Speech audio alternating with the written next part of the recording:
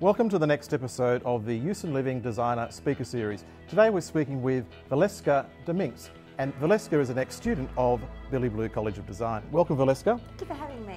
What did you study at Billy Blue?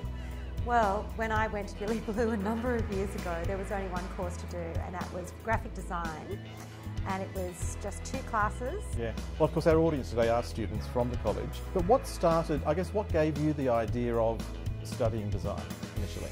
Well, I grew up in a family of designers, so it was almost by osmosis that we all grew up as designers ourselves.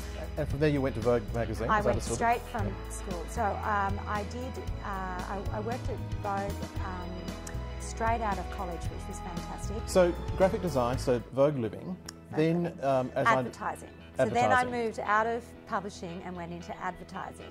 And I sort of had an opportunity to go into a small advertising agency, which was fantastic. Started as a junior designer and worked my way up to be an art director. And so I started my own business because, of course, my parents went, well, you'll just start your own thing and you'll be fine. And I went off and did some courses because I realised I was now pretty much defunct as a graphic designer on a drawing board. Now that's quite a short time, isn't it? Yeah.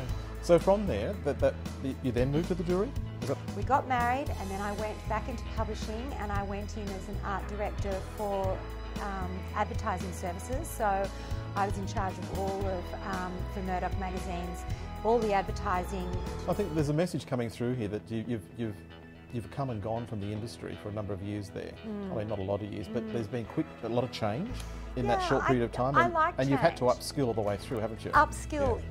The whole time, like you never stop learning, and it's moving faster and faster. But so, I want to know how you actually moved from graphic to jewellery design. This little gallery, really, an art gallery almost, that had all the beautiful stones all hanging on these strings. I said, you know, but they're on string, and she said, you know, yes, you make them into jewellery. I was wearing earrings that hung down to my waist and necklaces over the top of my parkas when I went out to dinner in Whistler, and people were just stopping me and saying, oh my God, where do I get that necklace? Like, where did you get those earrings? The Winnebago. Yeah, and I just said, oh no, I just made these, and they're like, oh, I have to have them, and people were taking the earrings out of my ears and buying the necklace off my neck. How did it develop from there? One of my girlfriends was a swimsuit designer. I'd asked my friend to take some photographs of the girls as they were parading so that I had some reference of all my jewellery. Well, when the parade was over, they all clapped, and I was sort of standing in the background because after all, it wasn't my parade. And then they said, but where's the jewellery designer? And so my gorgeous friend called me out onto stage, and then I got a big sort of clap. And from that parade, all of those magazine editors took the jewellery off the necks of the models, and all of a sudden, literally from that day, I became a jewellery designer. Fabulous. So from that, then really the magazines helped launch the business.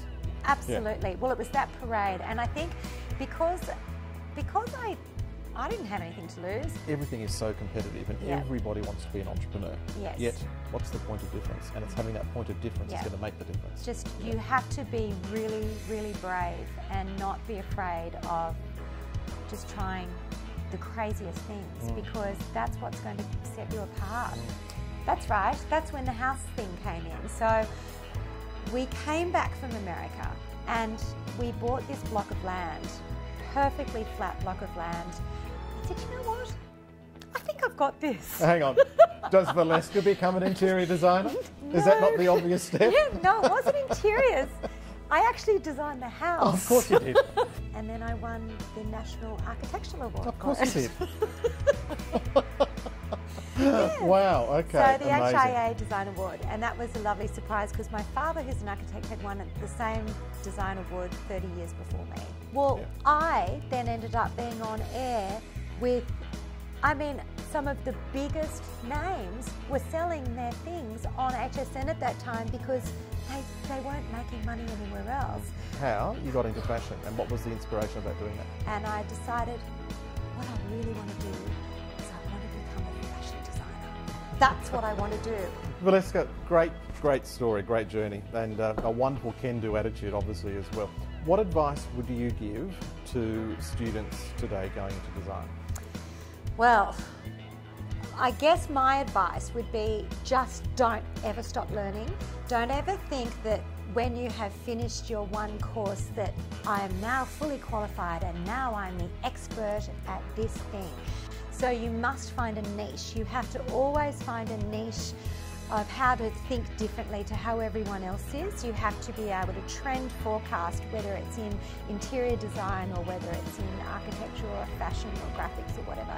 You must be able to look at what is happening now. As I said, by the time you see it in the stores or in the magazines, it's too late. You have to think of it first. Would you please thank Valeska Dominguez for being with us today? Thank you.